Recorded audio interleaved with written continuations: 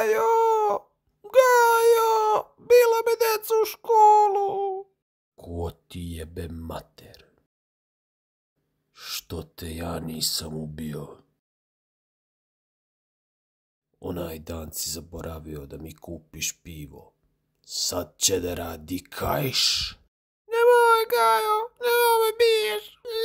Nemoj, Gajo, nemoj. Sad će da radi kajš. Sad će da radi kajš. Sad će da radi kajš. Nemoj, kajš, molim te. Neću sljedeći put da zaboravim. Gajo, nemoj, kajš. Vrućina mi je. Osjećam nešto. 5 stepeni toplije. Ciganka, crna kogara.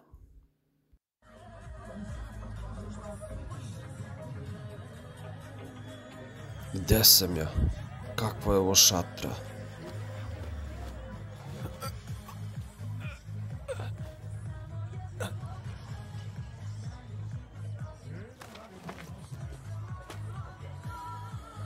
Nije valjda ovo vaša Rulzovik?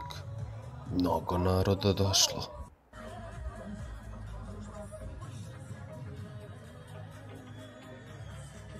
Cijelu noć sam sedela kod njega, ko kočka na jaja. Ne mogu više, bre. Hajde, Kaska, još samo danas, please. Ma neću, bre, čoveče. Joj, opet ova garulja. Živo me pogodi. Nisam ja ciganka, zapamti to. Ojebem ti ludu ženo. Sve su one lude, brate moj. Ali Kaska, ona je najluđa, ali nije ona toliko loša. Ak te je negovala i grajala celu noć, jako si je uvredio. Dobro jutro, nismo se upoznali. Ja sam Grifa. Ja sam Gaca. Ogroman je ovaj tvoj mač. Ja ovolikog ne mogu da savladam. Sada kada si ozdraveo, hajde da prošetamo po livadi nas dvojica.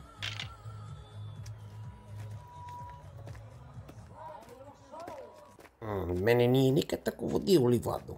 Je, znaš čiji je ovo mali? Ja ga ne poznavam. Šta me ovi ovako mrko gledaju? Pa, to su moji radnici. Kakvi radnici?